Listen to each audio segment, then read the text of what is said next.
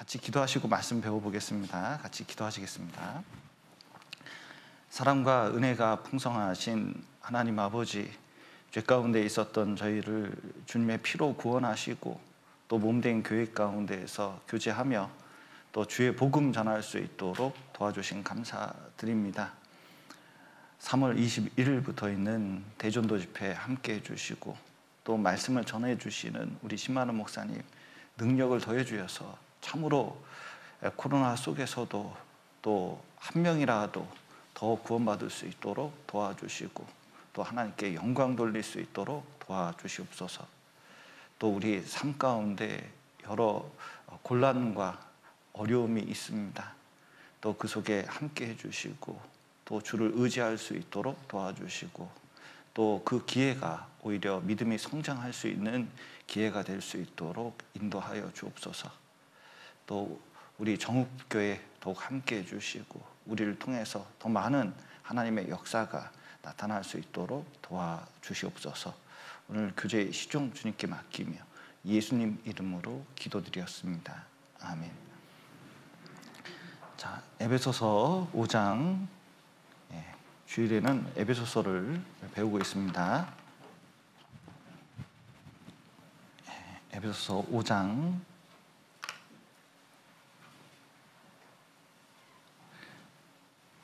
22절부터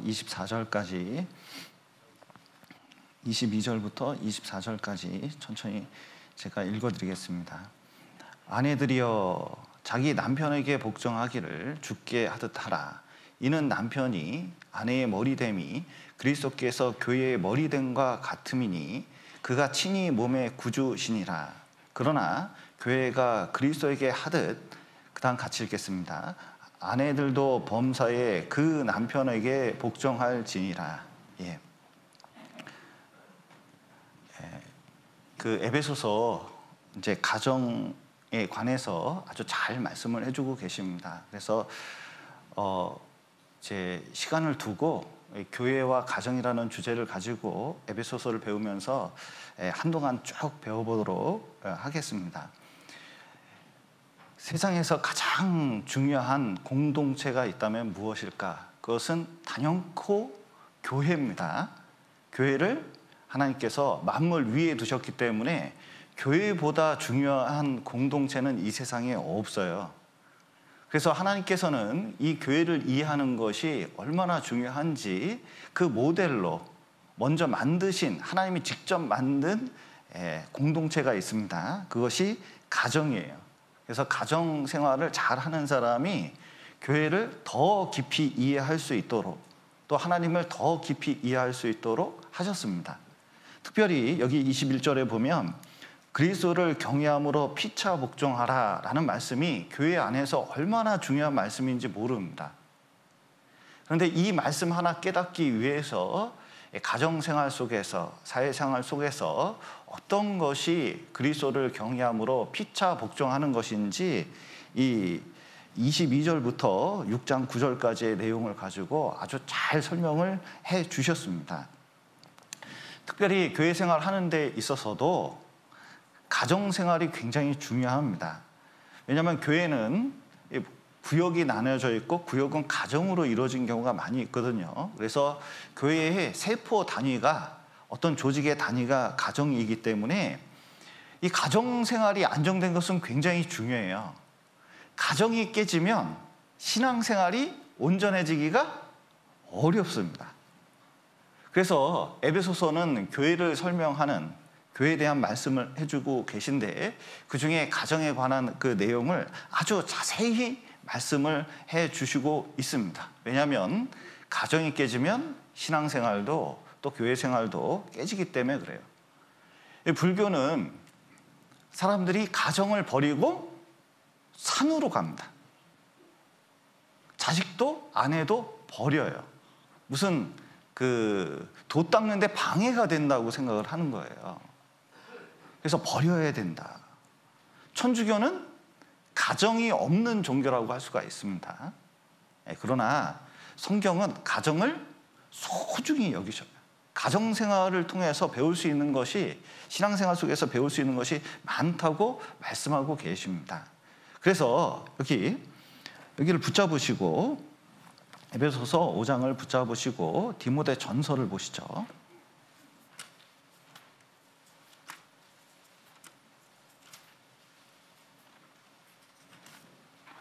디모데 전서 3장 4절 말씀.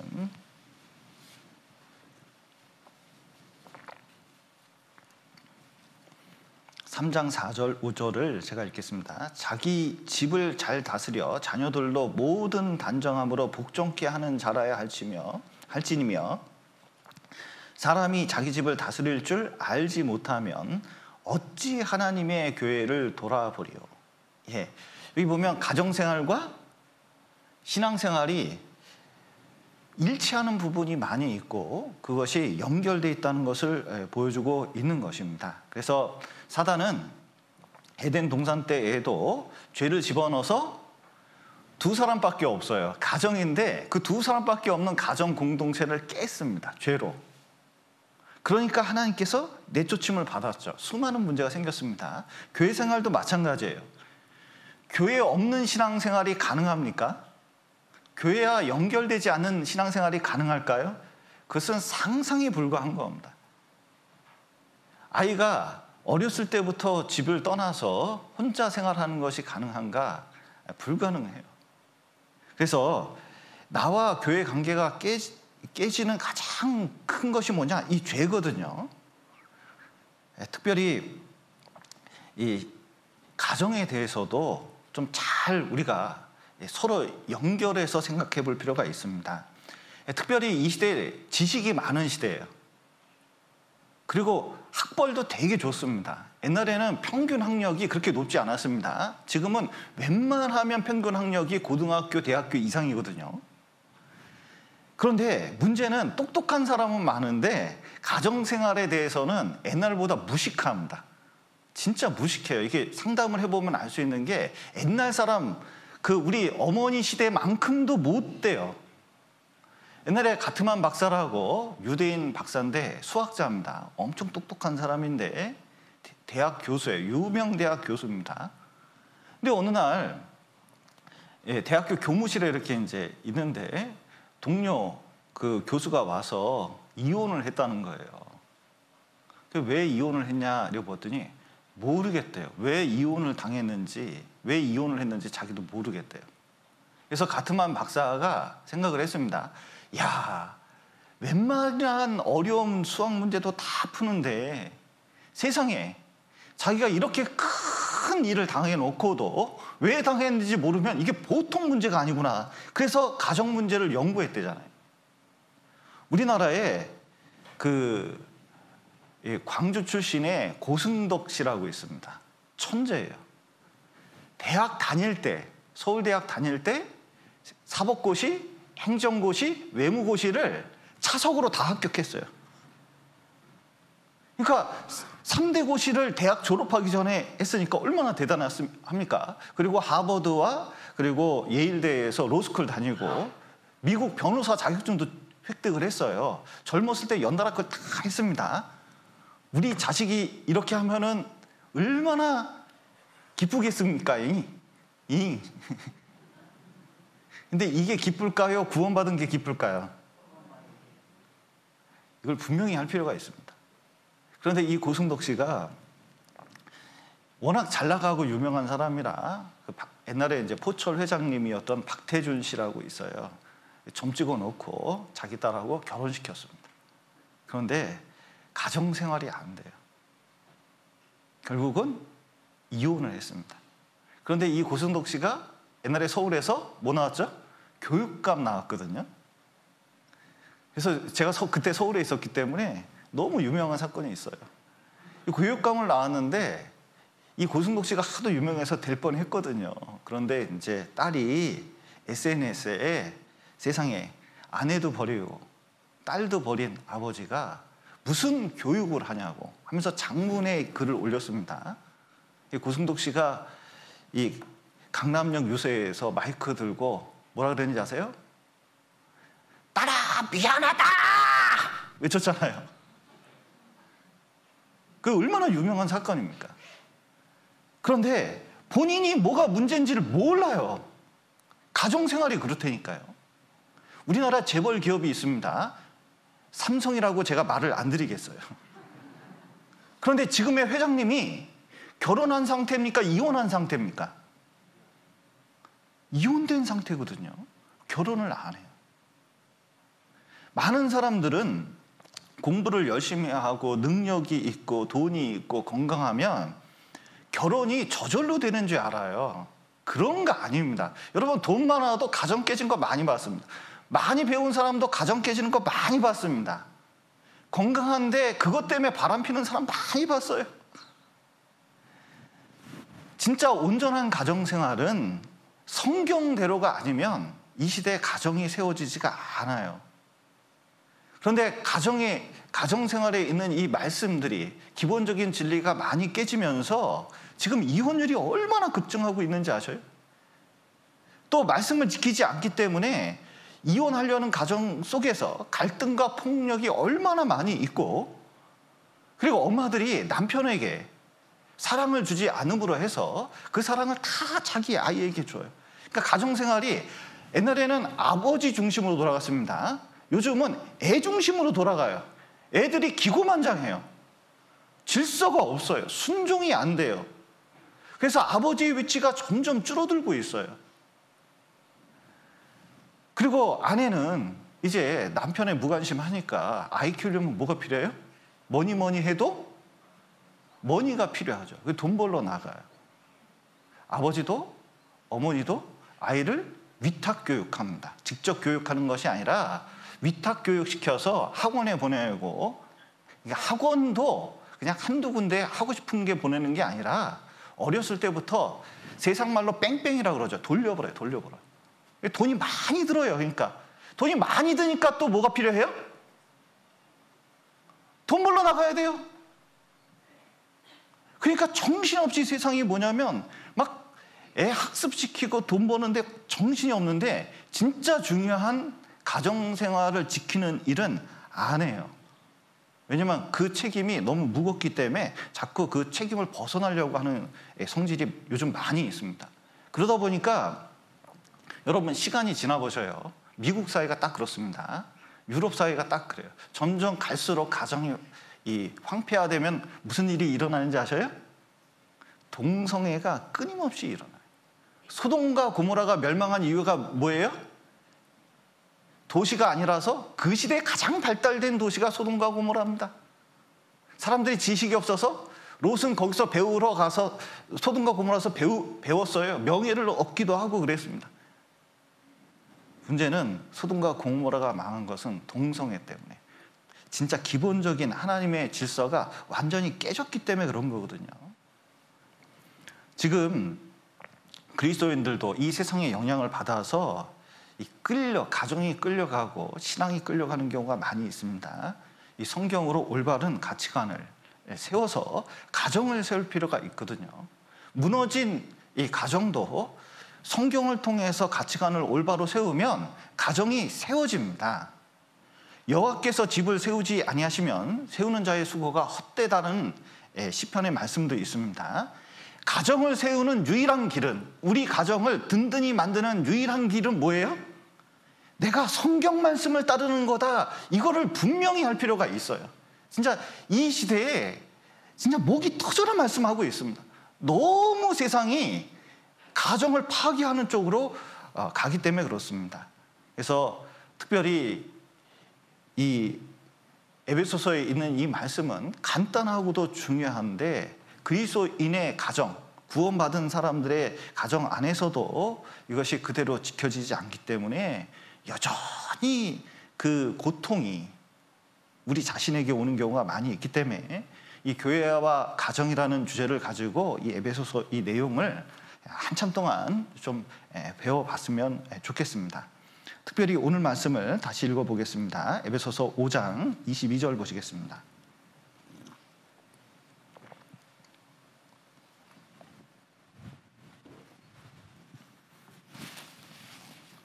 에베소서 5장 22절 말씀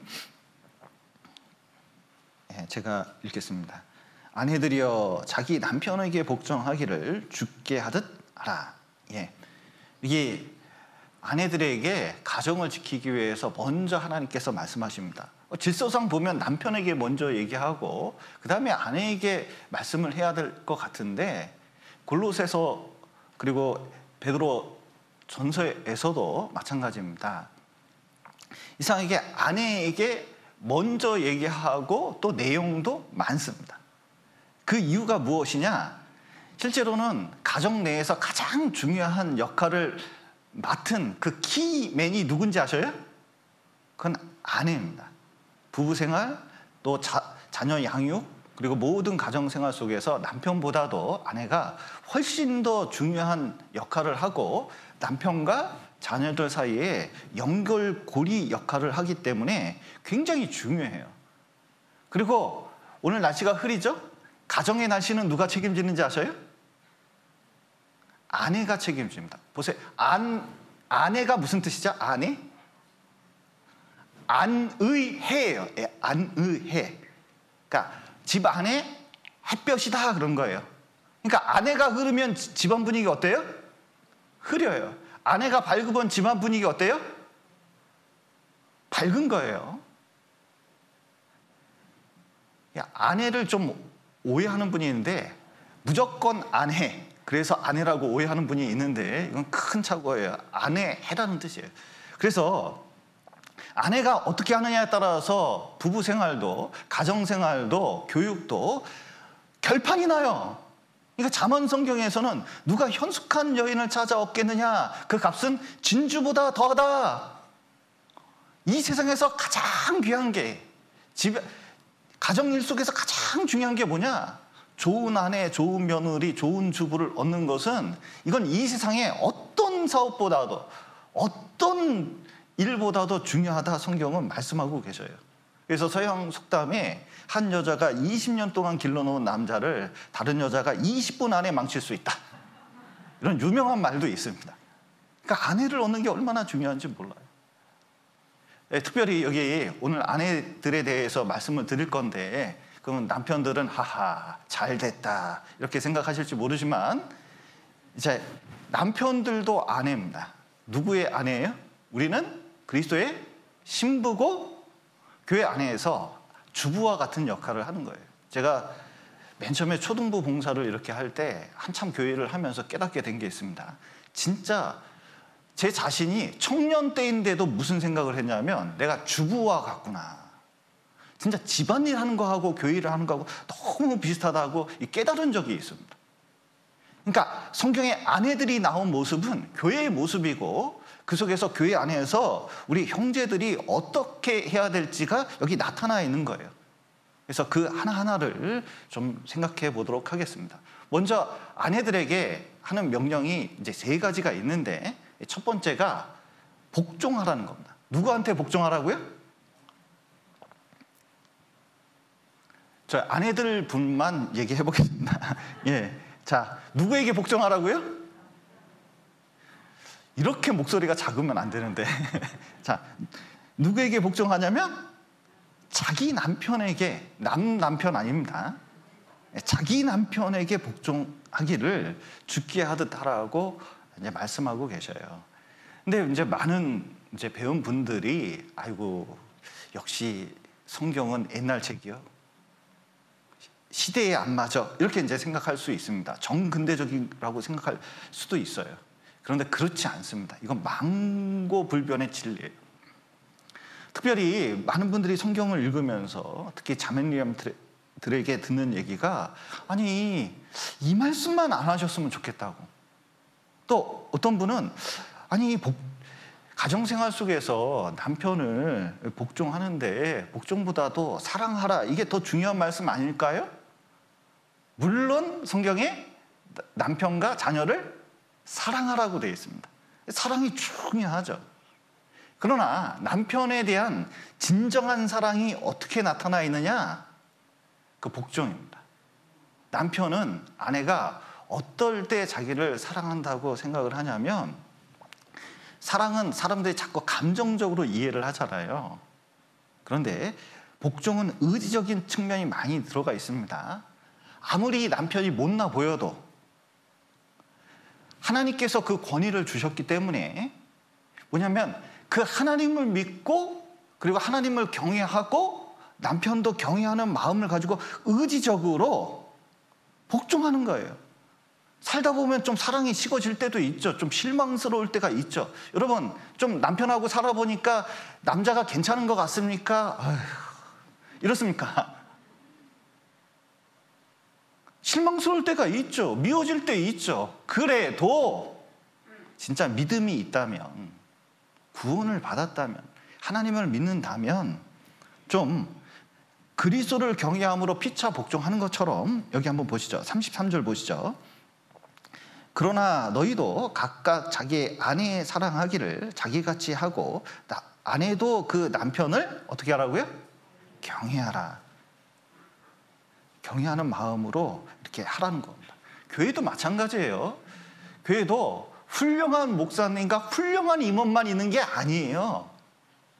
일꾼이 다 훌륭한 게 아닙니다. 때때로는 미워질 때도 있고 문제가 있을 때도 있어요. 교회 안에서도 그러함에도 불구하고 뭐냐면 순종의 태도를 가지면 교회 안에 진짜 사랑이 넘칠 수밖에 없어요. 가정도 마찬가지입니다. 성경에서 말씀하시는 이 복종은 아버지가 옛날처럼 술 먹고 다니고 행패 부리고 도박하고 아내를 때려도 복종하라는 뜻이냐? 여러분, 막연히 그냥 굴복하는 것, 이건 굴복이지 복종은 아니거든요. 그래도 굴복할 수 있다면, 믿음으로 굴복할 수 있다면 이거 대단한 일이에요. 그러니까 옛날에 배우지 못하고 이런 억울한 일을 당해도 이혼율이 굉장히 지금보다 낮았습니다. 그리고 가정을 지켜낸 거예요. 왜? 자식 사랑하는 마음 때문에, 가정을 지켜야 된다고 하는 마음 때문에. 그래서 가정이 지켜져요. 그런데 요즘 배운 분들은 어떻게 하는지 아세요? 조금만 남편하고 수틀리잖아요. 뭐라고 하는지 아세요? 이혼해버려? 이혼해버려? 이렇게 나가요. 얼마나 무서운지 몰라요. 자기 수틀리면 그렇게 생각하는 거예요. 그런데 성경에서는 이 복종을 이해하는데, 이 복종은 그런 식의 굴복은 아니지만 그리스도와 교회를 설명하면서 진짜 우리가 그리스도에게 교회가 복종하듯이 복종하는 것이 필요하다는 것을 말씀하고 계셔요. 그래서 다시 읽어보면 여기 22절부터 24절까지 제가 다시 한번 읽겠습니다. 아내들이여 자기 남편에게 복종하기를 죽게 하듯 하라. 이는 남편이 아내의 머리됨이 그리스도께서 교회의 머리됨과 같음이니 그가 친히 몸의 구주시니라. 그러나 교회가 그리스도에게 하듯 아내들도 범사에 그 남편에게 복종할지니라. 예. 아내들은 남편에게 복종해라. 그래서 이 복종하라는 뜻은 최종적인 결정을 누구한테 맡기라고요? 집안에 여러 가지 일들이 있잖아요. 그러면 의논할 수 있어요. 그냥 남편에게 하나도 안 얘기하고 남편이 마음대로 하라는 뜻이 아닙니다. 운전을 하는데 남편이 알코올 중독의 수준으로 술을 먹고 운전을 하려고 그래요. 그 옆자리 탔습니다. 그럼 운전하라고 그래야 돼요? 운전하지 말라고 그래야 돼요? 이 분위기 이상합니다, 이거. 이거 운전하면? 절대로 안 되죠. 이건 뭐 같이 사고 당하는 거예요. 불행을 자초하는 겁니다. 그때는 어떻게 돼요? 말려야죠. 우리가 어떤 의견을 얘기할 때는 솔직하고 그리고 중요한 의견 같은 건 교회에서도 말을 합니다. 그리고 의논을 거쳐서 결정을 하잖아요. 남편도 아내들의 의견을 잘 듣고 웬만하면 아내의 의견을 들어서 결정을 대부분 하죠. 그런데 아내의 의견이 진짜 잘못될 때도 있거든요. 그런데 그때 결정권은 누구한테 있어요? 남편에게 있다는 것을. 그리고 남편에게 어떤 의견을 개진할 때도 내 뜻대로 한다 이걸 결심하고 하지 말고 남편에게 어떻게 해요? 결정권을 이양하면서 뭐냐면 이걸 얘기를 해야지. 여보, 세탁기 사야 돼. 잘 돌아가던데 사야 돼. 이렇게 나가면 안 된다는 거죠. 그래서 특별히 이제 신앙이 남편이 잘못될 때 그걸 따라갈 수는 없어요. 여기 한번 보시죠. 고린도전서 11장 보시겠습니다.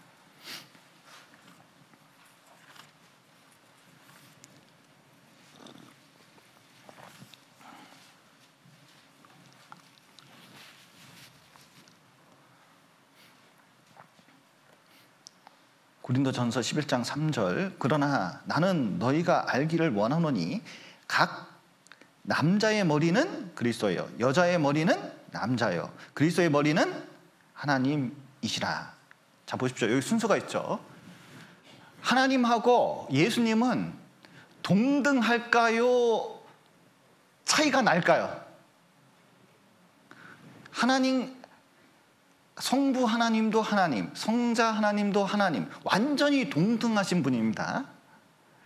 그런데 질서를 세우기 위해서 어떻게 하냐면 성부 하나님이 성자 하나님께 명령을 하고 성자 하나님은 그것을 순종해요. 질서를 세우셨습니다. 자, 남편과 아내가 있습니다. 동등합니까? 안 동등합니까? 완전히 동등해요. 그런데 가정을 세우기 위해서 어떤 일을 이루기 위해서 뭐냐면 남편이 아내의 머리가 된다는 거예요. 그래서 여기 보면 질서가 있습니다. 하나님, 예수님, 남편, 아내 질서를 세워놨다는 뜻이에요. 그런데 남편이 교회를 안 나와요. 딴 교회를 다녀요. 이단 교회를 다녀요. 그거 따라갈 수 있습니까? 없습니까?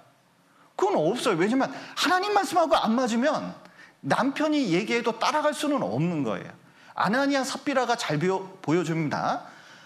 아니 아나니아가 재산 자기 절반 바치면서 절반 바치는 거 얼마나 훌륭한 일이에요. 그렇게 하면 되는데 세상에 다 바치는 것처럼 교회에 광고하고 다녔습니다. 그러면 삽비라 아내가 어떻게 해야 돼요? 어머 여보 진짜 잘하고 있네 이래야 돼요? 좀 말려야 돼요? 교회에 영향을 주는 건 말려야 되거든요. 그런데 옳은 결정을 하지 못하도록 했습니다. 둘 다 죽었어요. 그러니까 하나님 말씀에 위배되는 것은 아내가 지혜롭게 권고해서 그것을 돌리게끔 만드는 것은 필요한 겁니다. 왜냐하면 그것은 따라갈 수가 없어요. 이단 교회 어떻게 갑니까? 구원받지 않은 교회에 어떻게 갈 수가 있을까요? 그래서 그러나 그 나머지 일은 남편에게 복종하는 태도를 가지는 것이 남편을 얻는 길이에요. 그런데 지금 이 시대에 아내들이 가장 잘못하는 일 중에 하나가 남편 몰래 먼저 진행을 시킵니다. 일을 먼저 진행시켜요. 집을 삽불었어? 집 오는다니까요. 남편 인감이나 도장을 가지고 아니면 자기 도장을 가지고 집을 사불었어요? 어느 날 봤더니 집을 팔아버렸어요? 집 사고 파는 건 남편에게 얘기해야 될까요? 남편은 아무것도 모르니까 얘기 안 하는 게 나을까요? 아, 나 이렇게 목소리가 작으면 안 되는데. 야, 당연히 상의를 해야죠. 집을 사고 파는데 누구 보증을 서주려고 그럽니다.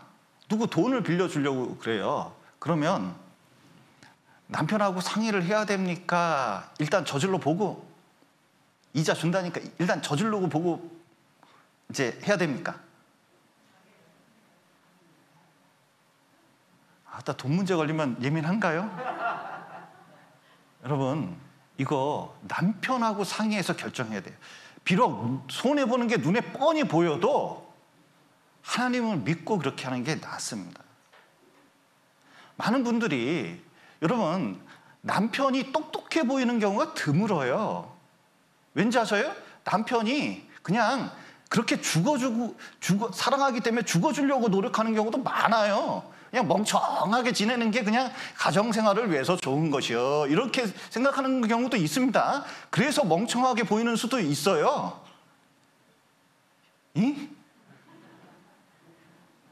그런데 그렇다고 해서 아내가요 기고만장해가지고 남편을 앞세울 일을 자기가 나서서 하면요 똑똑한데 가장 미련한 여인이 되는 거예요.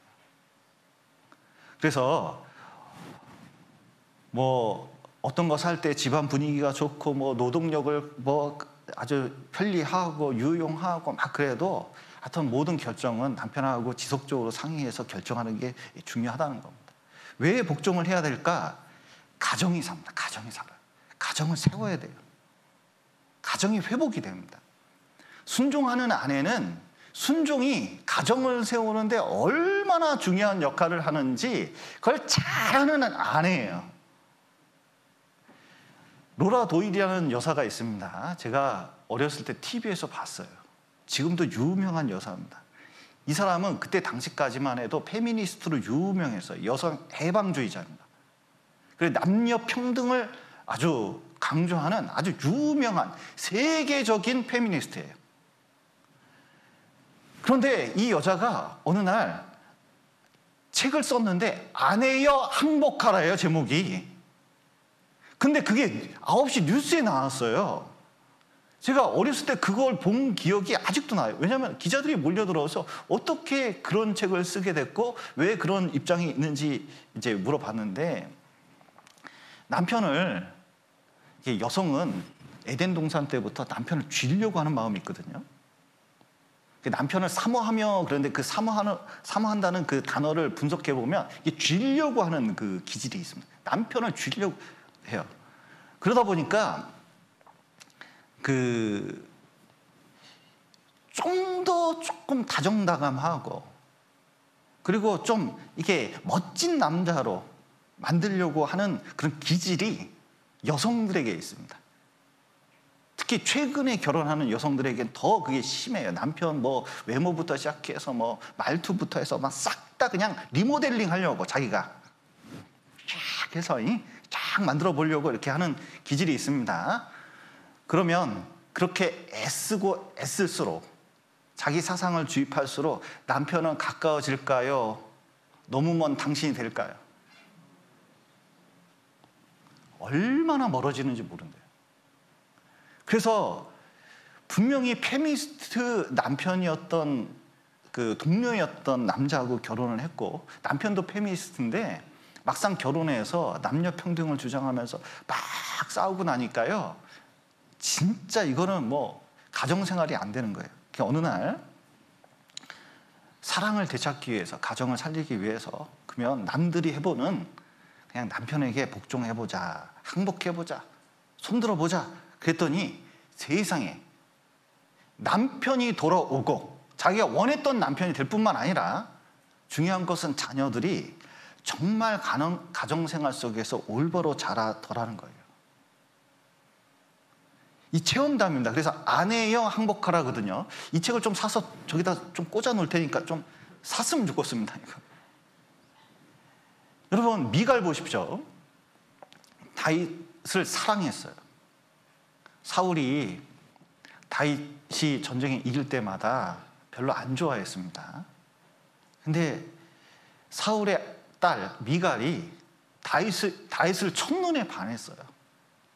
그래서 미갈이 아버지 쪼르고, 왜냐면 사울은 진짜 자기 가까이 두기, 정적을 가까이 둔다는 건 싫었거든요.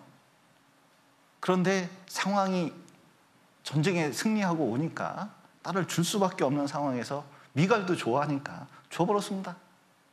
미갈은 뭐예요? 신분이 공주였죠.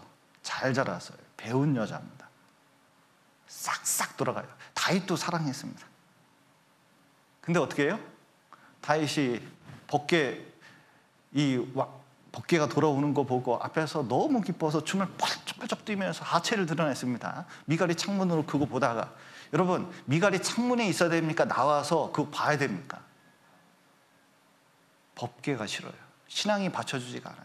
창문에 멀찍이 보니까 세상에 백성 앞에서 다윗이 펄쩍펄쩍 춤을 추면서 하체를 드러내고 있네. 이건 에이, 어떻게 왕이 체면도 없이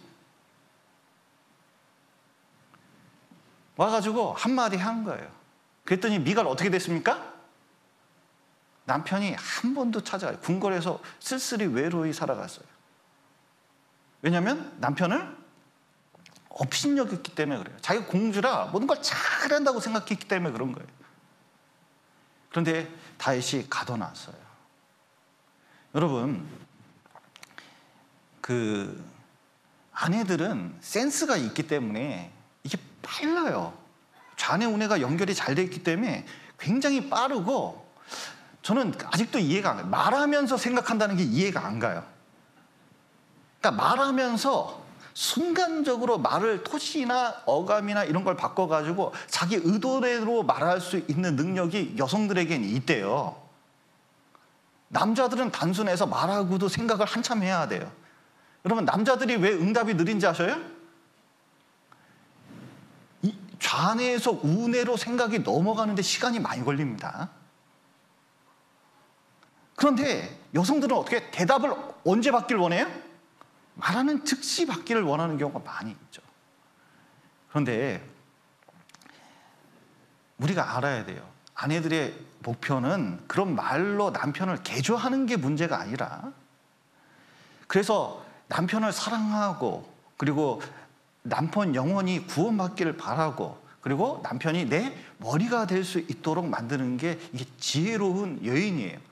아비가일 보십시오. 다윗의 아내 중에 아비가일이 있습니다. 다윗을 보자마자 존경을 표했어요. 평생 다윗을 존경했습니다. 왕비의 지위에 올라왔고 성경에서 아주 고귀한 여인으로 나타나게 되어 있습니다. 그래서 잠언 14장에 보면 이런 말씀을 하십니다. 잠언 14장 보시죠.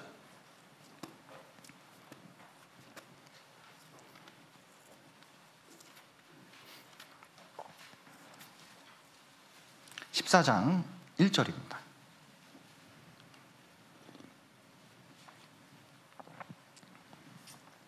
(1절) (2절을)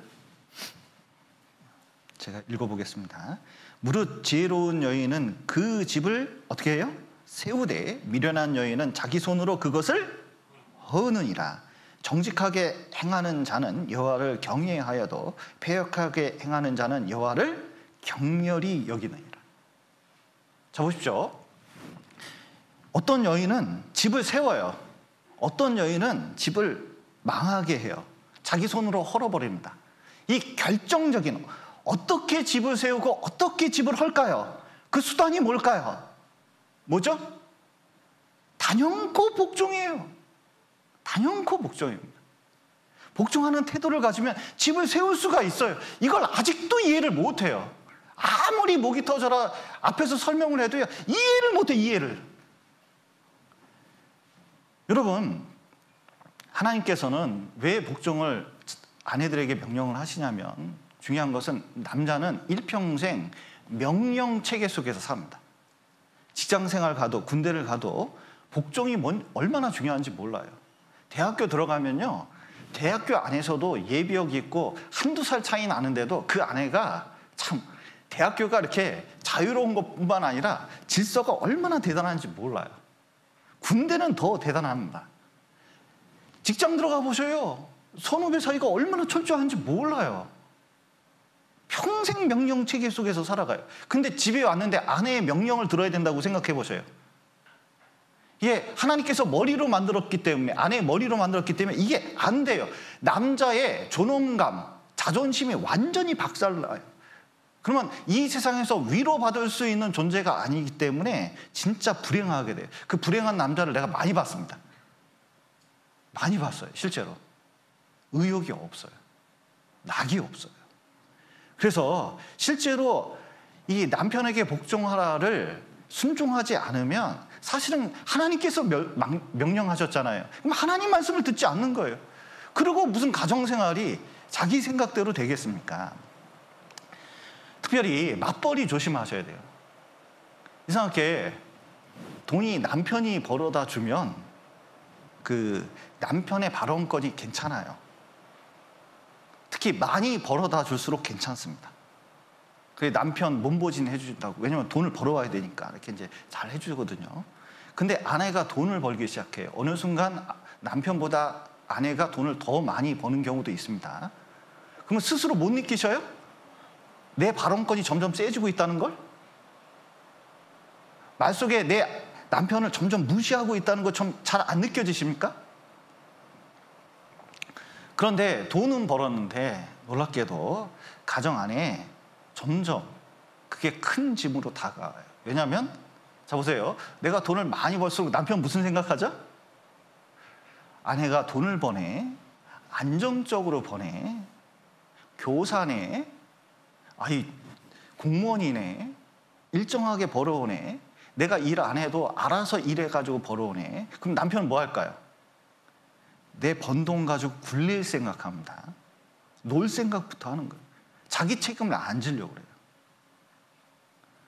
그리고 남편이 그 돈 가지고 몰래 숨기는 돈이 있어요.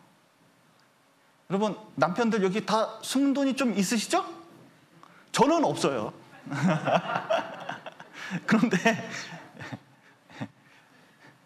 그런데 그거 가지고 밖으로 돌아요.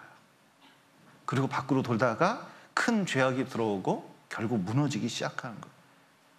여러분, 하나님께서는 이 복종의 기회를 아내에게 깨닫게 해서 하나님의 이 진리가 무엇인지 깨닫게 해주려고 남편에게 복종하게 하셨다는 거예요. 왜냐하면 아내들은 남편이 아니면 복종할 그런 체계가 없어요.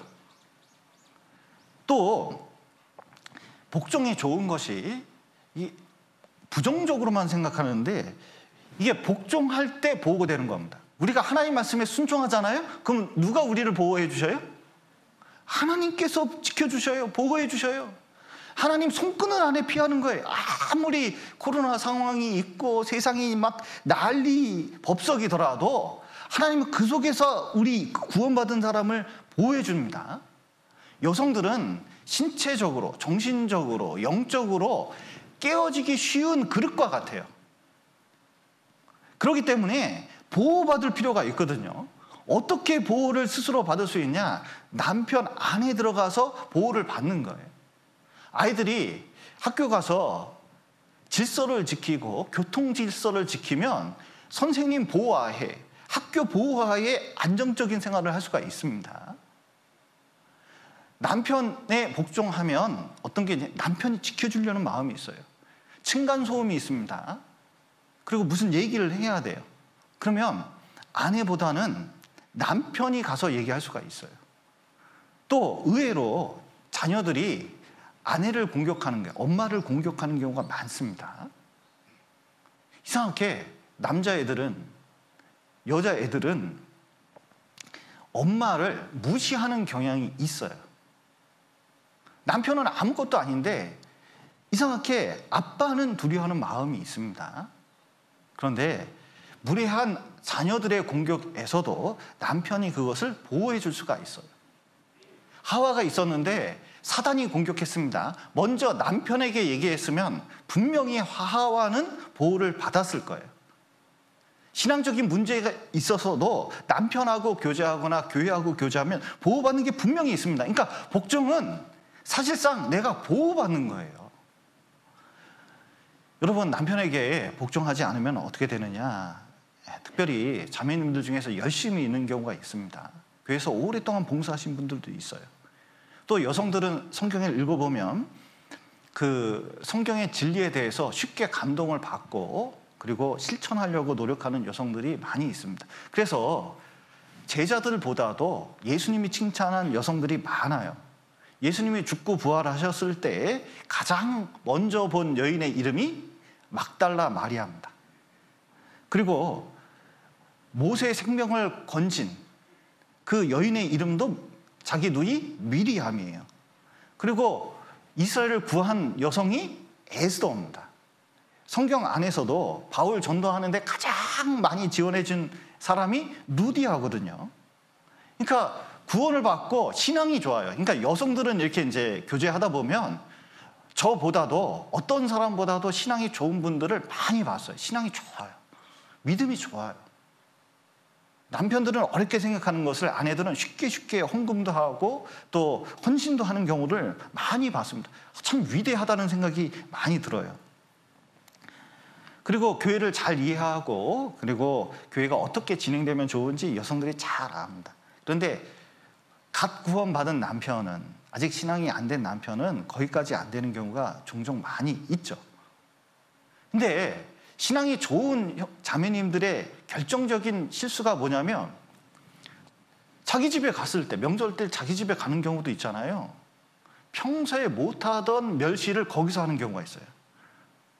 남편이 어쩌고 저쩌고 해서 뭐 이런 일도 벌인다고 하면서 깔깔깔 대요. 그러면 남편이 이렇게 웃기는 하는데 화는 낼 수는 없는데 속이 좋을까요? 이제 아내를 실어버린 바 될까요? 미갈의 사태가 거기서 일어나는 경우가 많아요. 왜 처갓집에 가서 그런 일을 하는지 몰라요. 남편은 그때 좀 존중해주면 평생 진짜 사랑스러운 아내가 될 건데, 신앙이 좋은 자매님들이 형제 자매님들 모여 있는데 자기 형제를 깔아 뭉개는 경우가 있어요. 도대체 신앙은 어디서 배운 거예요, 도대체? 남편을 세워줘야죠. 불평을 드러나요. 교제가 된다는 둥, 안 된다는 둥, 시원치 않다는 둥. 그 말이 더 시원치 않습니다. 그래서 남편을 무시할 때 그것은 하나님 명령을 무시한 것이고, 그리고 남편에게 조바심을 내면서 남편의 신앙을 세워주지 못하고 오히려 그 불평 때문에 남편하고 더 멀어지는 경우가 많아요. 그래서 성경은 이렇게 말씀하십니다. 잠언 21장 보시죠.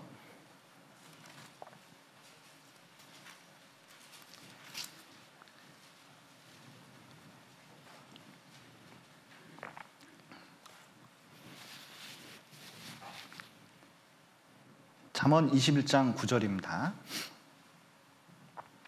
21장 9절. 다투는 여인과 함께 큰 집에서 사는 것보다 움막에서 혼자 사는 것이 나으니라. 이 다투는 여인이라는 게 남편 말을 안 들어요. 맨날 싸워. 교회도요, 무슨 결정을 하려고 그러는데 말을 안 들어요. 말을 안 해요. 같이 행동을 보조를 안 맞춰요. 하기가 싫어요. 여러분, 가정 안에서도 남편하고 뭐가 안 맞아요. 자꾸 뭔가 어깃장을 놓으려고 그래요. 그러면 남편이 집에 들어오고 싶을까요? 그냥 혼자 사는 쪽으로 갈까요? 왠지 아내가 친정 간다면 남편이 기뻐하든가요? 슬퍼하든가요? 한 일주일 다녀도 온다 그러면 좋아하든가요? 나빠하든가요? 우리의 상태를 잘 알 수가 있습니다. 또 보실까요? 19절. 다투며 성내는 여인과 함께 사는 것보다 광야에서 혼자 사는 것이 나으니라. 여러분, 다투며 성내는 여인이 있습니다. 왜 다투고 성낼까요? 여러분, 남편하고 왜 다투며 성내죠? 말 안 듣는다고. 이렇게 했으면 좋겠는데 자기 고집대로 하려고 하는 거예요. 그러니까 다투며 성내죠. 조종하려고 그러는 거예요. 요즘 전문적인 용어로 가스라이팅입니다. 내 말을 듣게 만들려고 하는 거예요. 그런데 그럴수록 남편이 어디에 있어요? 광야. 광야가 어디죠? 세상입니다. 세상에 머무는 걸 정말 좋아해요. 여러분, 폭우는 비가 오는데 마침 폭우는 남자를 집안에 가둬두지만 악천은 남자를 밖으로 쫓아낸다는 유명한 말도 있습니다.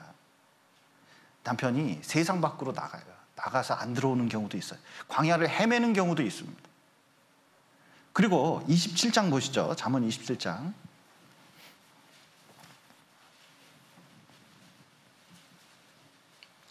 27장 15절입니다.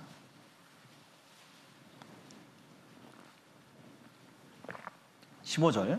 다투는 부녀는 비 오는 날에 이어 떨어지는 물방울이라. 그를 제어하기가 바람을 제어하는 것 같고 오른손으로 기름을 움키는 것 같으니라.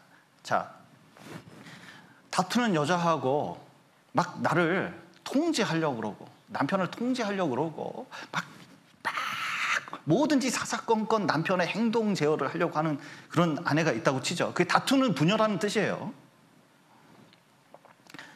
그런데 남편도 아내하고 잘해보고 싶죠. 어떻게든 잘해보고 싶은데 한마디 하면요 막 틱틱거리는 거예요. 그러면 이어 떨어지는 물방울이에요. 마치 기름을 잡으려고 하는 거예요. 기름 잡아집니까? 안 잡아집니까? 자, 이어 떨어지는 물방울 어떻죠? 계속 물방울 떨어지면 바위도 뚫어요. 늘상 고통에 의해서 완전히 이 상처가 박여가지고 이게 회복이 안 되는 상태에 있는 거예요. 그러면 어떻게 되느냐? 기름을 움키는 것 같다 그랬잖아요. 이제 안 되잖아요. 이거 기름을 어떻게 움켜요? 안 되잖아요. 포기의 상태에 이르러요. 아내를 그냥 포기해. 알아서 살아. 나는 나대로 살게. 아유, 됐어. 집에 안 들어와 버려요. 그러니까 문제는 이렇게 되면 전도하려고 그렇게 했는데 사실상 전도가 안 되는 경우가 얼마나 많은지 몰라요. 이 남편에게 어떻게 복종을 해야 되느냐? 에베소서 5장을 보시죠. 여기 비결이 있습니다.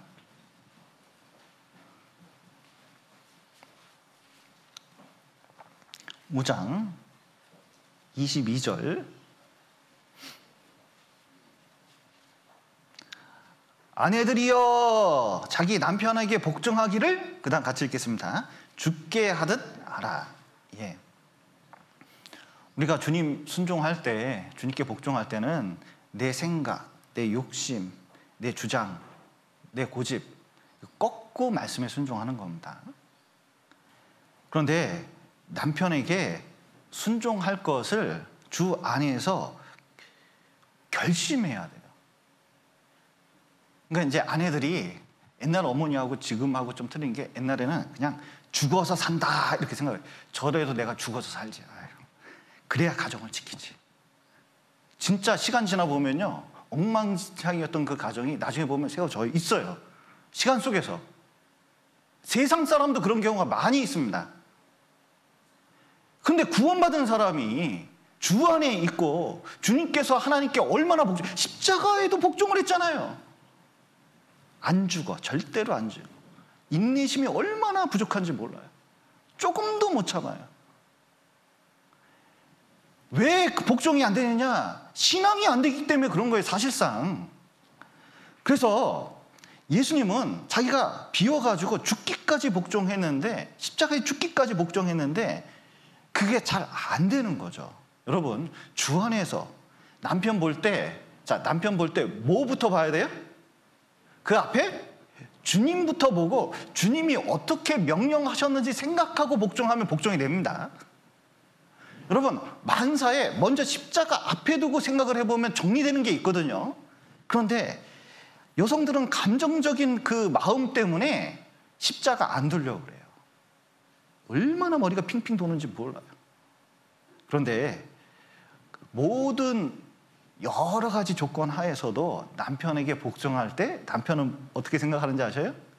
진짜 아내가 나를 진정으로 사랑한다고 생각하는 경우가 많이 있습니다. 그래서 무슨 립 서비스 잠깐 하는 게 아니라 진짜 복종할 때 진짜 아내가 내 편이구나. 진짜 나를 사랑하는구나. 특별히 복종할 때 어거지로 인상 쓰면서 그래 내가 지금 앉아 지금 말아 이것이 아니라, 여기 에베소서 5장 33절 한번 보시죠. 그러나 너희도 각각 자기의 아내 사랑하기를 자기같이 하고 아내도 그 남편을 경외하라. 신앙 때문에 좀 부족한 남편인데도 존경하는 마음으로, 진짜 진정한 마음으로 존경심을 갖고 우리가 그리스도를 경외하듯이 남편을 존경하면 남편이 알아요. 나는 돈도 없어요. 명예도 없어요. 권력도 없어요. 요즘 말로 부동산도 없고 주식도 없어요. 그러면 세상에서 세상 사람들이 나를 무시하는 경우가 많이 있을 수 있습니다. 그런데 세상은 그렇다 하더라도 아내가 나를 존경해 주잖아요. 그러면요, 힘이 얼마나 일어나는지 몰라요. 그 힘 가지고, 특히 경외하는 마음, 존경심을 가지고 그런 식으로 태도를 하잖아요. 남편이 세상을 살아가는 힘입니다, 이게. 그런데 돈도 벌고 명예도 있고 권력도 있는데 남편을 무시하잖아요. 여러분, 대한항공의 조 모 씨 그 가정 옛날에 뉴스로 많이 나왔잖아요. 근데 그 남편이 의사인데 집안이 돈이 얼마나 많습니까? 이게 돈이 얼마나 많은지 몰라요. 명품을 얼마나 많이 쓰는지 몰라요. 배우기도 얼마나 배웠는지 몰라요. 남편이 의사예요. 그런데 남편이 뭘 찍었어요? 집안에서 애한테 소리치고 자기한테 소리치는 걸 찍어가지고 SNS에 올려가지고 얼마나 문제가 됐습니까? 보니까요, 하나도 안 부러워. 남편이 뭐라는 거예요? 너 두고 보라고. 근데 그 상태를 누가 만드느냐? 아내가 만드는 거예요. 순종하고 존경하고 이렇게 했으면 하나님이 이끌어 주셔요. 자, 보셔요. 여기 베드로 전서 3장입니다.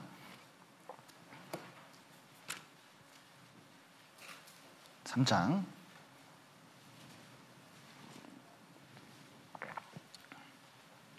1절부터 6절까지 아주 긴 말씀입니다. 남편에 대해서는 7절 한 구절인데 아내에 대해서는 1절부터 6절까지예요. 제가 한번 천천히 읽어보겠습니다. 신약성경 380페이지 베드로 전서 3장 1절부터 제가 읽겠습니다. 아내 된 자들아, 이와 같이 자기 남편에게 순복하라. 순복이 뭐냐면 순종하고 복종하라, 그런 뜻입니다. 이는 혹 도를 순종치 않는 자라도 말로 말미암지 않고 그 아내의 행위로 말미암아 구원을 얻게 하려 함이니 너희의 두려워하며 정결한 행위를 봄이라. 너희 단장은 머리를 꾸미고 금을 차고 아름다운 옷을 입는 외모로 하지 말고 오직 마음에 숨은 사람을 온유하고 안정한 심령에 썩지 아니할 것으로 하라. 이는 하나님 앞에 값진 것이니라. 전에 하나님께 소망을 두었던 거룩한 부녀들도 이와 같이 자기 남편에게 순복함으로 자기를 단장하였나니 사라가 아브라함을 주라 칭하여 복종한 것 같이 너희가 선을 행하고 아무 두려운 일에도 놀라지 아니하므로 그의 딸이 되었느니라. 자, 이렇게 사라 예를 들었는데요. 사라가 이렇게 남편 따라서 그 좋은, 우리식으로 하면 서울에서 아프리카로 이민 갔습니다. 여기 갈대아 우르에서 진짜 번성한, 세상에 그때 당시에 하수도 시설이 있었어요. 도서관이 있었어요. 얼마나 시설이 좋은지 몰라요. 그런데 거기를 떠나가지고 이 사막으로 해가지고 가나안 땅에 딱 들어갔는데 세상에 뭐 하나님이 점지해줬다고 해가지고 뭐 가봤더니 세상에 주인이 이미 있어요. 게다가 가자마자 우리식으로 하면 IMF 만나죠. 완전히 황폐돼가지고요. 애굽으로 내려갔다 올라오는데 내려가면서 그러는 거예요. 여보, 오긴 왔는데 너무 힘드네. 우리 하나님 말씀 그렇더라도 저기 애굽에 좀 내려가야겠어? 근데 내려가는데 거기 먹을 것이 있대. 그러니까 살려면 어쩔 수 없지. 그런데 당신이 너무 예쁘잖아. 그런데 당신이 예쁘니까 남들이 나 죽이고 당신을 취할 수도 있으니까 온우이라고 하자. 그러면 나한테 지참금 가져와서 분명히 결혼하려고 그러면 내가 지참금 많이 불러가지고 한 100억 불러가지고 안 된다고 하면 우리들이 오손도손 이렇게 살면서 좀 버티다가 다시 좀 경기 좋아지면 올라가고 뭐. 자, 지금부터 여보라고 하지 말고 해봐, 오빠.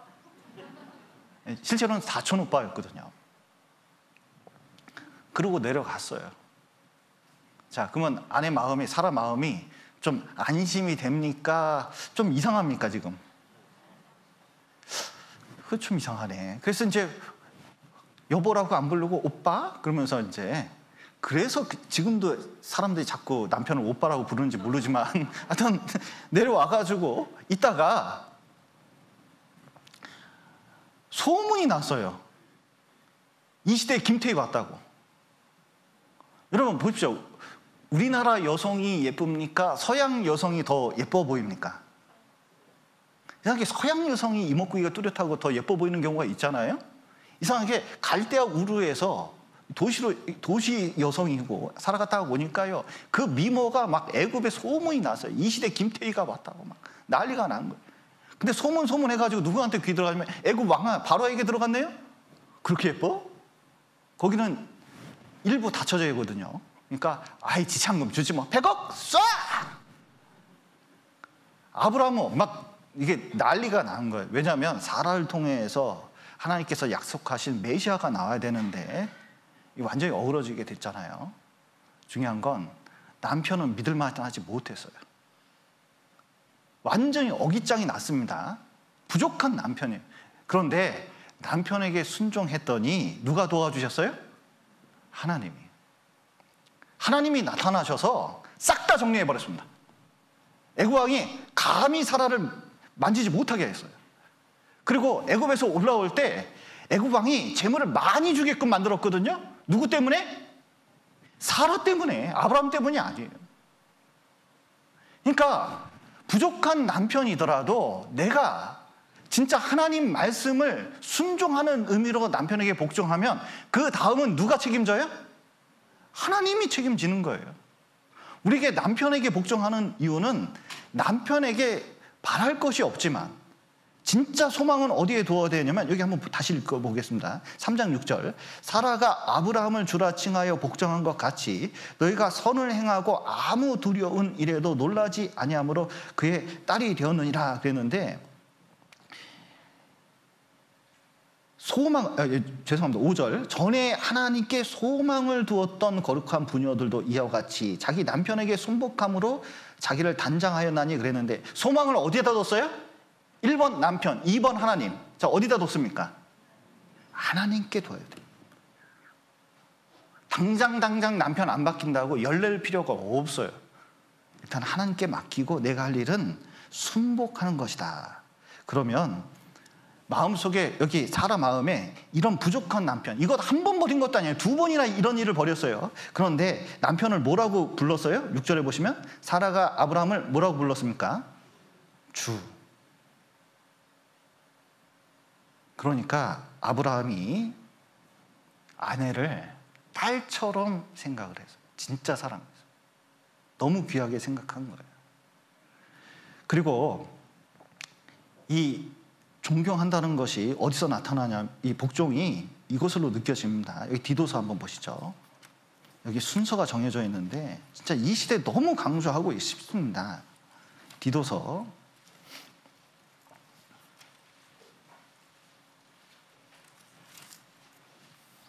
2장 4절입니다.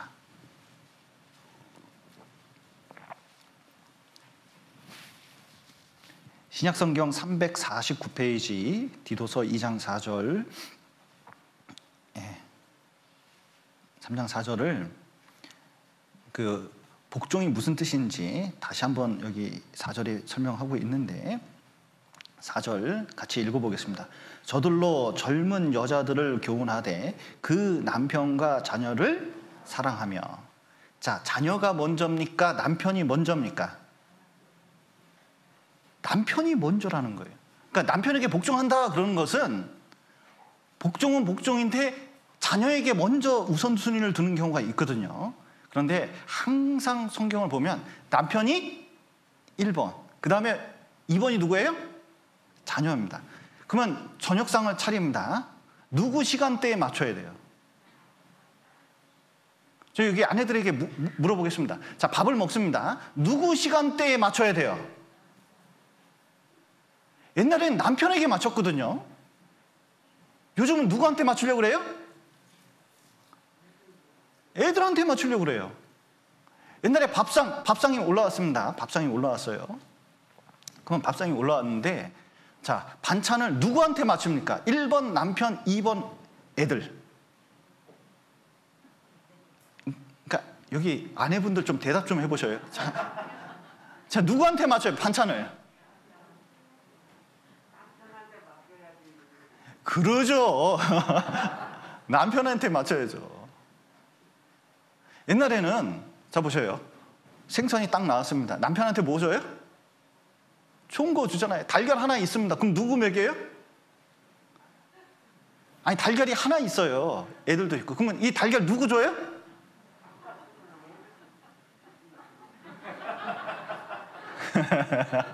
아따, 이걸 설명하기 힘드네. 그러니까 세월이 이렇게 변했어요. 세대 차이가 이만큼 나는 거예요. 남편 줘야죠, 남편. 내가 잘 먹고 잘 살려고 그런 게 아니에요. 아, 진짜로. 왜 그런지 아세요? 자녀들에게 권위를 알려주고 그 말을 듣게끔 하려면 그게 필요하다니까요.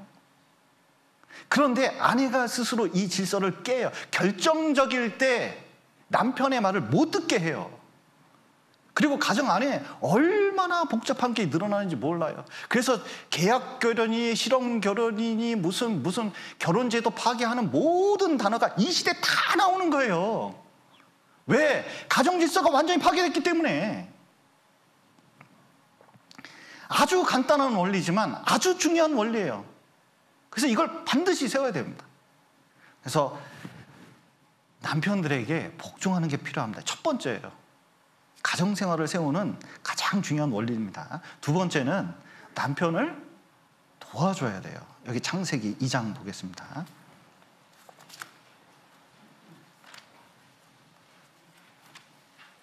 창세기 2장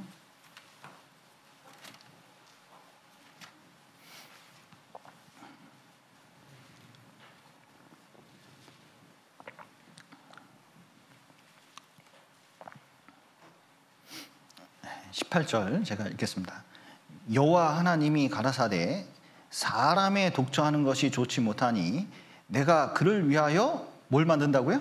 돕는 배풀을 지으리라 하시니라. 예.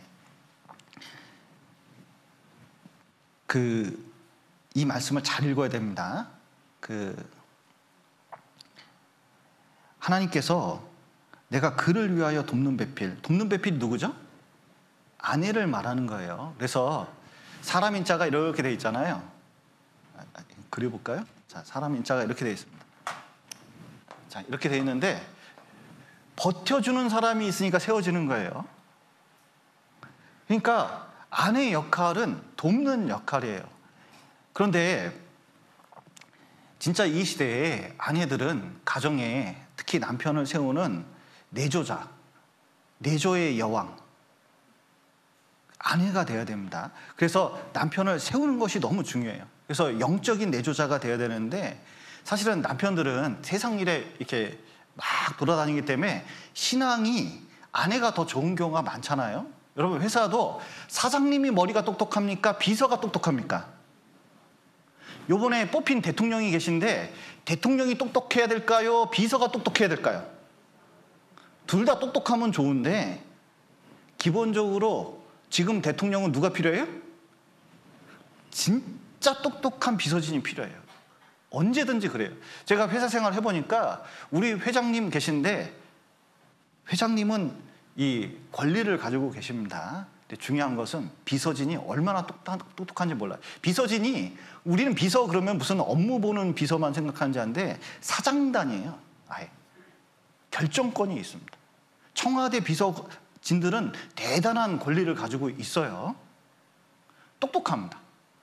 그런데 하나님이 그래서 남편에게 결정권을 주고 이 똑똑한 거, 집안 사정 이런 거, 이 어떻게 돌아가는지 누가 다 알아요? 여성은 다 알아요. 참 희한하게 남자는 뒤에서 뭐 하는지 몰라요. 옆에서 뭐 하는지 몰라요. 리모컨 하나 주고 텔레비전 보기 한번 해보셔요. 옆에 청소를 해도 뭘 해도 압니까 모릅니까? 남편은 모르는 게 믿어지십니까? 어떻게 모를 수 있어? 그러는데 남편을 그렇게 만들어, 하나님이 남자를 그렇게 만들어, 하나 집중하면 딴 거를 못 봐요. 제발 믿어주셔요. 진짜 아무리 설명해도 이해를 못 하시더라고요. 그래서 이해를 좀 해주세요. 진짜 아무것도 못 해요. 그래서 남편이 말을 듣기를 하려면 어떻게 해야 되는지 아세요? 일단 두들겨야 돼요. 말을 먼저, 여보 그렇게 자기 말을 막 하지 말고 두들기고 눈을 보면서 도와주세요 이렇게 얘기를 해야 돼요. 그래야 남편이 알아들어요. 어쨌든 주변 상황이 어떻게 돌아가는지 여성들은 잘 알아요. 그거 가지고 뭐 하냐? 남편을 도와서 세우는 쪽으로, 신앙도 그렇고 정신적인 것도 그래요. 여러분, 남편이 여자의 존경심 가지고 사는 존재입니다. 그걸 알아야 돼요. 아무리 사회생활 열심히 해도 세상에서 뭐 대통령 됐다고 막 이제 달려들고 막 그럴 거 아니에요. 뭐 어디 사회 진출하면 뭐 대단히 된 것처럼 하잖아요. 근데 막상 조금 지나면 다 뜯어먹으려고 합니다. 다 뜯어먹으려고 그래요.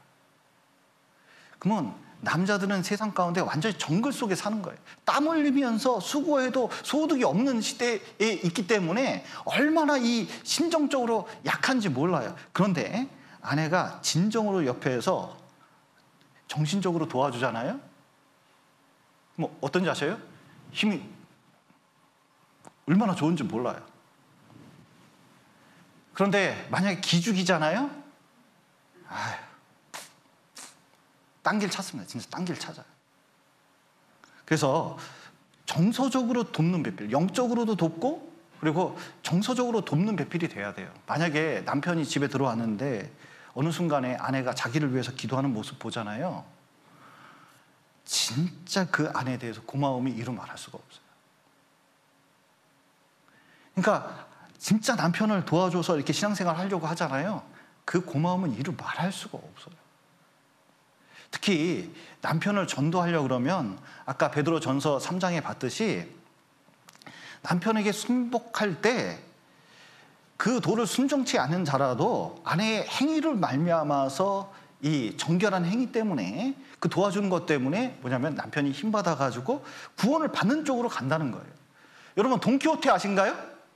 돈키호테가 세상에 이 낙이 탁 타고 창 들고 풍차하고 싸워요. 아니 그 무모한 짓을 왜 하죠? 이게 돈키호테 아신가요? 돈키호테가 막 풍차하고 싸워요. 왜 돈키호테가 풍차하고 싸우죠? 옛 여인 덜시니아한테 용감하다는 칭찬 한마디 얻기 위해서. 여러분 그 믿지 않는 남편을 위해서 기도해주고 잔소리는 반으로 줄이십시오. 그리고 남하고 비교하는 버릇 너무 안 좋아요. 이 교회 안에서도요, 이게 목사님부터 임원들 쫙 있잖아요. 자꾸 비교하지 마세요. 뭐 이렇게 비교할 게 뭐 있어요? 여러분 남편 하나 가들고 누구는 이렇게 한다던데 당신은 뭐야? 그러면 남편이 그 말에 순종해서 좋은 남편이 되야겠다 생각합니까? 저 아내하고 멀리하는 게 좋겠다 그런 생각이 들까요? 그리고 어쨌든 남편이 구원받은 사람과 잘 어울릴 수 있도록 도와주는 것은 굉장히 필요합니다. 또 이 아내가 또 해야 되는 가장 중요한 일 중에 하나가 디도서 또 보시죠.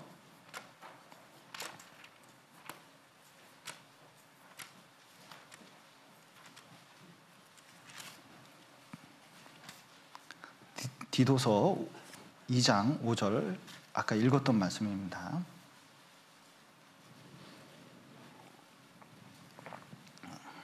4절 5절 제가 읽겠습니다. 저들로 젊은 여자들을 교훈하되 그 남편과 아내를 사랑하며 근신하며 순전하며 집안일을 하며 선하며 자기 남편에게 복종하게 하라. 이는 하나님의 말씀이 회방을 받지 않게 하려 함이니라. 예. 여기 또 이 시대 중요한 일 중에 하나가 집안일을 해야 돼요. 어떤 교회 갔더니 어떤 자매님이 식사하면서 이제 같이 식사하게 됐거든요. 자랑을 하더라고요. 무슨 자랑을 하냐면 남편을 부려먹는다고. 남편이 오면 집안일을 다 한대요. 청소부터 설거지까지. 국민 남편이래요. 그 옆에 있던 목사님이 그러시더라고요. 신앙생활을 못해요? 집안일 하니라고? 아주 대놓고 말씀하시더라고요. 근데 집안일을 안 하는 게 자랑이 된 시대가 됐어요. 참 희한해요. 특히 최근에 결혼한 자매일수록 4월달에 누가 결혼하던데 하여튼 이게 점점 시대가 흐를수록 어떻게 하냐면 자매들끼리 교제를 해요. 어떤 교제를 하냐? 형제를 어떻게 부려먹었는지. 아니 왜 그런 교제를 하는지 모르겠어요. 그럼 망할 교제. 제발 하지 마세요. 세대가 갈수록 그런다니까요. 본인이 집안일을 할 생각을 안 해요. 그리고 매식을 한다든지 다른 수단을 동원하는 경우가 많아요. 그래서 남편 출근시키고 자고 그리고 낮에 밥을 먹고 또 자고 그리고 활동을 하다가 남편이 들어오면 그때서부터 일을 하기 시작하면서 남편에게 일을 덮어씌우는 거예요. 그럼 남편은 보니까 뭐 애도 있고 뭐도 있고 막 하는 거예요. 시간 지나 보셔요. 집안 안 들어오고 싶어요. 그런데 집안일을 하는데 갑자기 얼마나 정교하게 시키는지 몰라요. 뭐 이건 이렇게 해라 저건 저렇게 해라 그딴 게 뭐냐 막 이제 트집을 잡기 시작해요. 그러면서 뭐냐면 가스라이팅에 들어가는 거죠. 막 쪼이기 시작하는 거예요. 여러분 그거 가정을 세우는 방법 아닙니다. 집안일을 해야 돼요. 우리 청년 자매님들한테 정말 부탁하고 싶은 게 기본적으로 결혼하려면 음식하는 거 하고 집안일 청소하는 거 하고 이런 거 다 시켰거든요. 근데 요즘은 엄마들이 다 해주니까 아예 무능력한 아내가 되는 방법을 배워서 공부는 했는데 아무것도 안 된 상태로 가는 거예요. 그러니까 이제 가정생활부터 시작해가지고 신앙생활 자체가 안 되고 이게 도저히 안 되니까 어떡하냐? 엄마가 주변에 있어야 돼요. 엄마가. 아니면 가족들이 주변에 있어요. 그래서 애를 위탁하고 돈만 벌어 오는 거예요. 시간 지나보십시오. 지금은 뭐 애가 잘 됐다, 뭐 어디 들어갔다, 뭐 어떻게 됐다 한참 얘기하는데 한 세대가 지나고 두 세대가 지나보셔요. 성경은 반드시 말합니다. 가정이 깨져요. 가정이 깨진다니까요. 말씀이 아니면 가정이 깨지게 되어 있습니다. 그래서 여러분, 남편을 보조 어머니로 활용하지 마셔요. 보조 도구가 아니에요. 여러분, 남편이 그렇다고 집안일을 아예 안 도와줄 필요가 있다는 게 아닙니다. 교회에서도 주방일이 험한 경우가 많아요. 형제들이 짐을 나르고 뭐 하는 건 도와줄 수가 있어요. 근데 집안일도 청소도 해주고 이렇게 할 수가 있습니다. 도와줄 수가 있어요. 그런데 부려먹는 거하고 틀린 거예요, 이건. 그래서 존경심을 가지고 그리고 같이 협조하는 마음으로 하는 거하고는 전혀 틀리다는 것을 이걸 진짜 이해할 필요가 있어요. 그리고 가장의 역할을 할 수 있도록 도와주는 것이 굉장히 필요합니다. 그리고 이제 단장이 속사람을 단장하는 게 필요하거든요. 여기 베드로전서 다시 한번 보시겠습니다.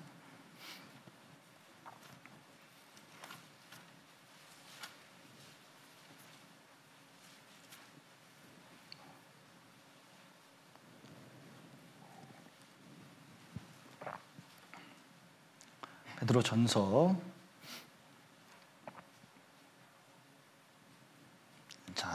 3장 3절 너희 단장은 머리를 꾸미고 금을 차고 아름다운 옷을 입는 외모로 하지 말고 오직 마음에 숨은 사람을 온유하고 안정한 심령에 썩지 아니할 것으로 하라.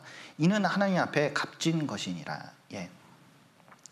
그 화장을 하는데 참 우리 이제 중고등부 학생, 여학생들을 이렇게 보면 그 피부가 되게 좋고 아름다운데 왜 거기다가 이상한 분칠을 이렇게 가끔 하는 거 보면 안타까울 때가 있어요. 왜 화장을 저렇게 일찍 할까? 괜찮은데 너무 진하게 하다 보면 이게 화장이 아니라 분장이 되잖아요. 그래서 변장술처럼 되는 경우가 좀 있습니다. 이 성경에서도 보면 너희 단장은 머리를 꾸미고 금을 차고 아름다운 옷을 입는 외모로 로자 뒤에다가 만자를 붙이면 됩니다. 정확한 번역은 외모로만 하지 말고, 그러니까 외모를 전혀 꾸밀 필요 없다는 뜻이에요? 적당히 꾸밀 필요가 있다는 뜻이에요? 예, 적당히 꾸밀 필요가 있습니다. 엉망진창으로 다니는 것을 남편들이 원하지 않아요. 그래서 좀 알 것은 중요 정보가 있어서 알려드립니다. 미국에서 실험을 해봤어요. 실제로 맨 얼굴하고 화장된 얼굴하고 누가 남자들이 더 좋아하는지 선호도를 조사를 해봤습니다. 직접 실험한 거예요. 심리학 실험입니다. 실제로 여성들이 맨 얼굴이 되게 이상하다고 생각하지만 맨 얼굴이 보면 볼수록 나중에는 더 친근감을 느끼게 된다고, 아름다움을 더 느끼게 된다고 알려져 있어요. 그래서 실제로 여성들은 반대로 생각하는 경우가 많은데 사실은 단장을, 깨끗한 외모를 가지고 정결한 태도를 가지면 남편들이 더 마음을 주는 경우가 있어요. 에스더가 더 그렇습니다. 그런데 진짜 중요한 것은 뭐냐면 마음을 단장해야 되는 거예요. 왜냐하면 고운 것도 거짓되고 아름다운 것도 헛되나 오직 여호와를 경외하는 여자는 칭찬을 받을 것이니라 그랬는데 마음이 단장돼 있잖아요. 그러면요, 남편들이 얼마나 귀중하게 생각하는지 몰라요. 성경으로 정결하게 깔끔하게 생활하는 것을 이 남편들은 안정되게 생각하고 귀중하게 생각을 하게 되었습니다. 그래서 집안을 너무 어질러 놓을 필요가 없어요. 그리고 웬만하면 소비를 줄이는 게 나아요. 왜 집안이 어지럽죠? 많이 사놓기 때문에 그런 겁니다. 그래서 가능하면 짐을 줄이는 게 필요합니다. 저도 이 전도인 발령 날 때마다 책 옮기라고 정신이 없어요. 근데 책을 이상하게 또 사게 되더라고요. 근데 늘 보면서 생각해요. 오는 전도인마다 책을 줘야겠다.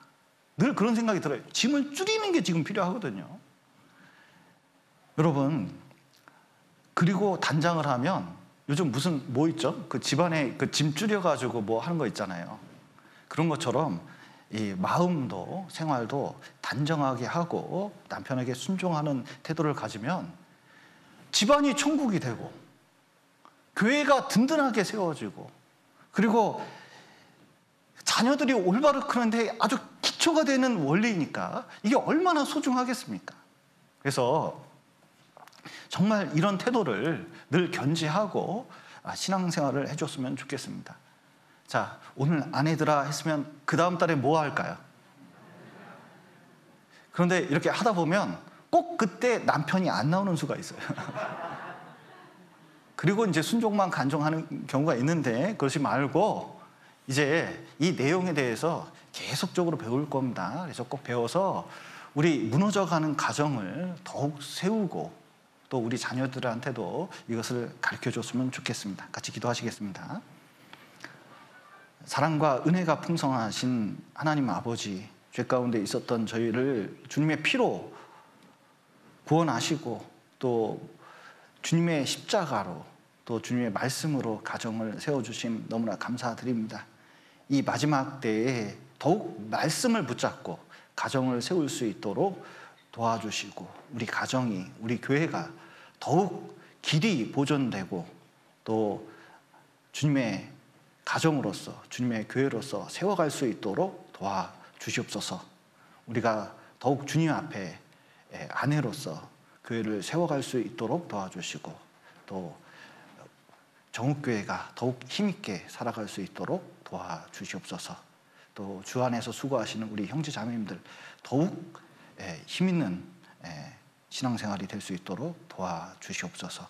오늘 귀한 시간 허락하신 감사드리며 예수님 이름으로 기도드렸습니다. 아멘.